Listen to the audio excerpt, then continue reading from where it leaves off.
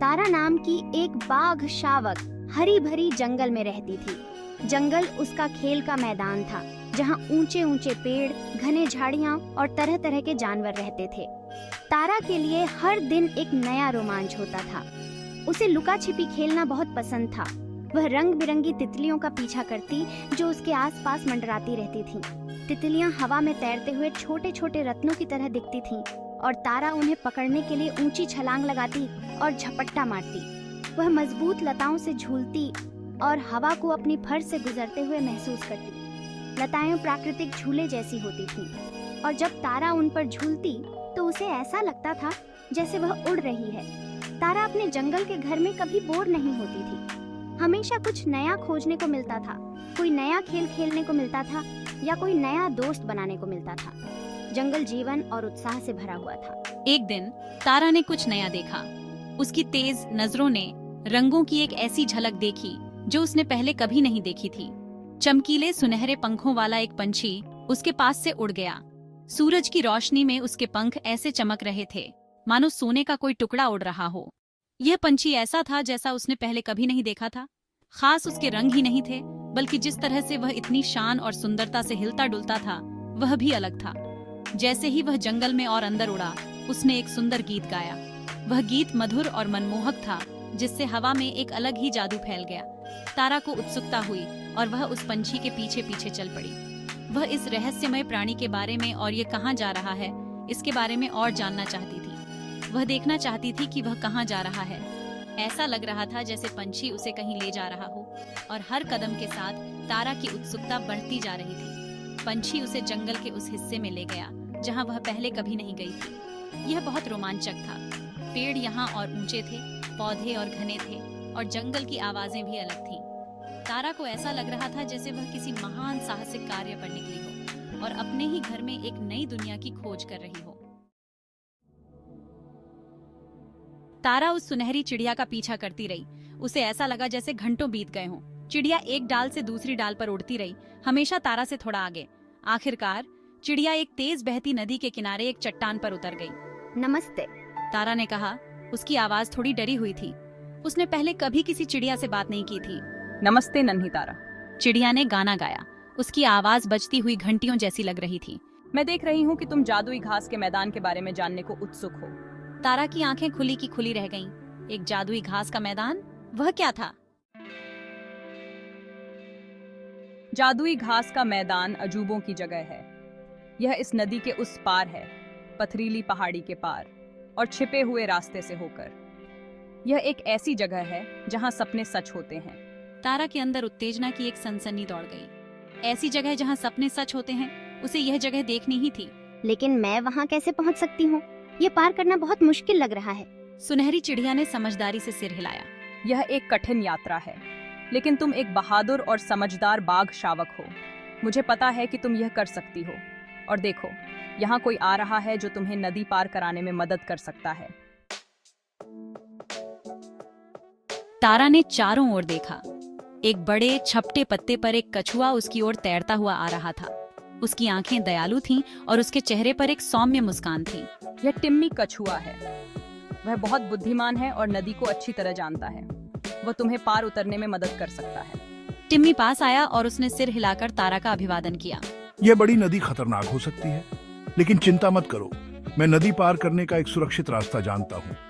मेरी पीठ पर चढ़ जाओ, नन्ही बच्ची। तारा सावधानी से टिम्मी की पीठ पर चढ़ गई। वह आश्चर्यजनक रूप से मजबूत था। धीरे धीरे और स्थिरता से टिम्मी ने नदी पार कर ली। तारा कसकर पकड़े रही।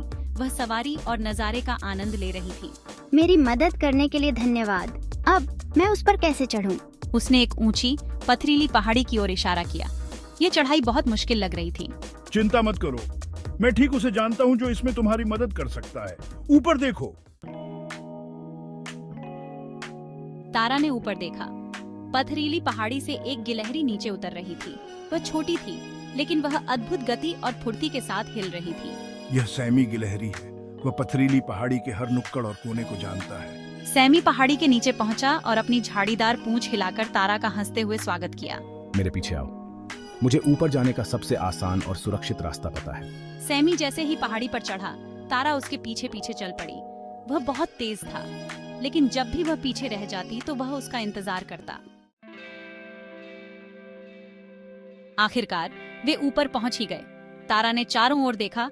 उसका दिल उत्तेजना और प्रतीक्षा से जोर जोर से धड़क रहा था। उसने इस जगह के बारे में कहानियां सुनी थीं, लेकिन जो नजारा उसके सामने था उसके लिए उसे कुछ भी तैयार नहीं कर सकता था। उसके सामने अब तक का सबसे खूबसूरत घास का मैदान था। यह अंतहीन रूप से फैला हुआ था, जीवंत रंगों और जीवन का एक समुद्र। घास 1000 रंगों से चमक रही थी। हर एक ब्लेड सूरज की रोशनी को एक चमकदार प्रदर्शन में दर्शा रहा था। यह ऐसा था जैसे घास का मैदान जीवित हो, सांस ले रहा हो और ऊर्जा के साथ धड़क रहा हो। तितलियां हल्की हवा में नाच रही थीं। उनके पंख हवा में एक सम्मोहक पैटर्न बना रहे थे। ऐसा लग रहा था जैसे वे उसका स्वागत कर रही हों, उसे अपने नृत्य में शामिल होने के लिए आमंत्रित कर रही हों। और हवा में मीठे संगीत की आवाज फैली हुई थी, एक ऐसी धुन जो घास के मैदान के बिल्कुल बीच से आ रही थी। यह सुखदायक और मनमोहक था, जो उसे एक गर्म आलिंगन की तरह लपेट रहा था। यह है वो जादुई घास का मैदान, वह जगह जहां सपने सच होते हैं और चिंताएं दूर हो जाती हैं। तारा ने आश्चर्य से हाँफते हुए कहा। उसकी आंखें विस्मय से विस्मित थीं। उसने कभी कुछ इतना सुंदर, इतना आदर्श नहीं देखा था। यह उसकी कल्पना से भी ज्यादा सुंदर था। हर विवरण, हर रंग, हर आवाज उसकी कल्पना से कहीं ज्यादा स्पष्ट और ज्यादा वास्तविक थी। उसने एक कदम आगे बढ़ाया और महसूस किया कि शांति और खुशी की भावना उस पर छा गई है। यह ऐसा था जैसे घास का मैदान उसका स्वागत कर रहा हो, उसे अपनी सुंदरता और शांति से गले लगा रहा हो। उसने बाकी दिन घास के मैदान की खोजबीन करने, तितलियों के साथ खेलने और संगीत सुनने में बिताया। उसने इस जगह से एक जुड़ाव महसूस किया, एक ऐसा बंधन जिसे वह जानती थी कि कभी नहीं टूटेगा। उसने खुद को पहले से कहीं ज्यादा बहादुर और मजबूत महसूस किया। घास के मैदान ने उसे एक उपहार दिया था, साहस और ताकत का एक उपहार जिसे वह हमेशा अपने साथ रखेगी। जैसे ही सूरज डूबने लगा, घास के मैदान पर एक सुनहरी चमक बिखेरते हुए तारा को पता था कि उसे एक ऐसी जगह मिल गई है जहां वह वास्तव में थी। जैसे ही सूरज डूबने लगा, आसमान नारंगी और गुलाबी रंग में रंग गया। घने जंगल पर एक गर्म चमक बिखेर रहा था। हवा में चिड़ियों के चहचहाने और पत्तों के सरसराहट की आवाज फैली हुई थी, जो एक ऐसा संगीत बना रहे थे जो एक और दिन के अंत का संकेत दे रहे थे। तारा जानती थी कि अब घर जाने का समय हो गया है।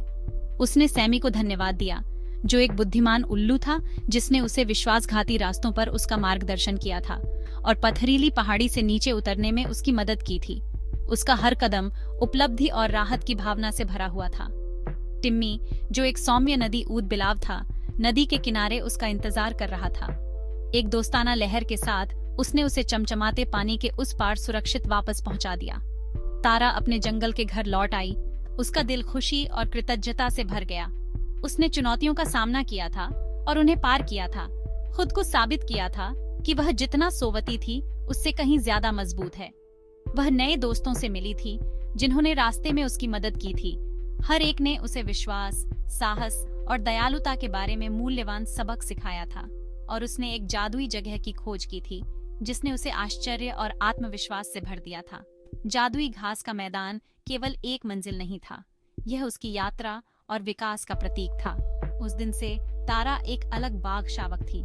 वह जानती थी कि थोड़ी सी बहादुरी, संसाधनशीलता और अपने दोस्तों के समर्थन से वह जो चाहे वह हासिल कर सकती है।